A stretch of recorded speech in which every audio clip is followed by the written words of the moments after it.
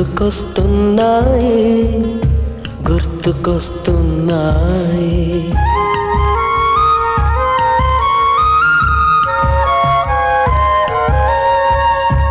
ఎదలోతులో ఏ మూలనో నిదురించు జ్ఞాపకాలు నిద్రలేస్తున్నాయి గుర్తుకొస్తున్నాయి గుర్తుకొస్తున్నాయి.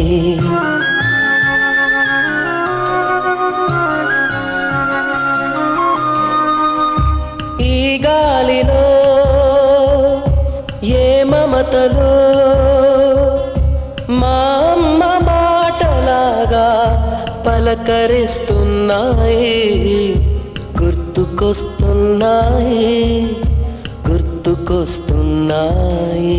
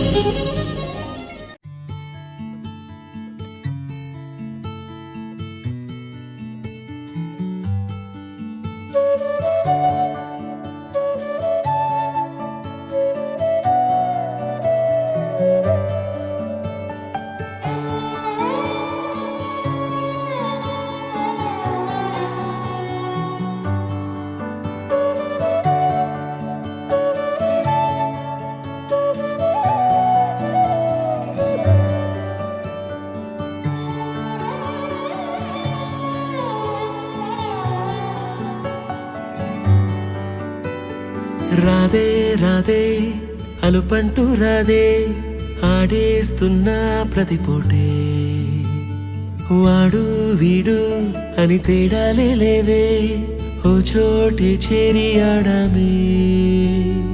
అమ్మా నాన్నల్ని ఎంతో విసిగించి మాటే వినదంట వయసే ఇప్పుడే గుర్తొస్తే అన్నీ వదిలేసి మా గుండె తిరిగేదా చోటే.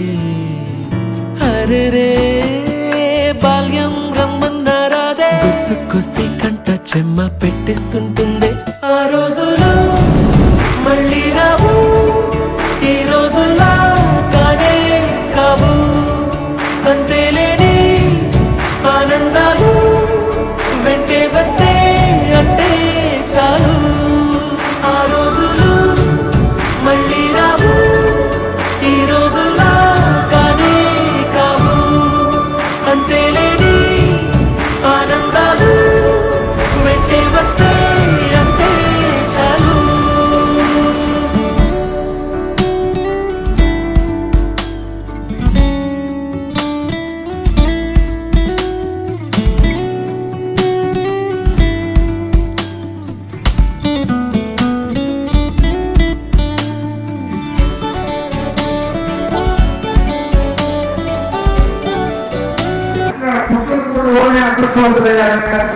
ఇదే నిదర్శనం.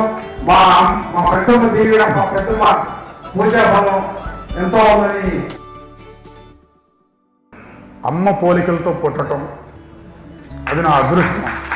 ఇంకా గొప్ప అమ్మకి నాన్నకి నేను ఒక్కడినే కొడుకుని అంత అదృష్టవంతం నా ఒక్కడికే వచ్చింది. మా గ్రామం ఎనిగిపాడు గ్రామం మొత్తం 100 ఇళ్ళు ఉంటాయి గట్టిగా. మాది పెద్ద ఫ్యామిలీ, 9 మంది మా నాన్నవాళ్ళు సంతానం. అందులో మా నాన్న రెండో వాడికి నేను ఒకడిని. క్లాస్ వరకు ఊళ్ళో నూతలపాటి తిరుపతి గారని రిలేటివ్స్ అవుతారు, ఆయనే టీచర్.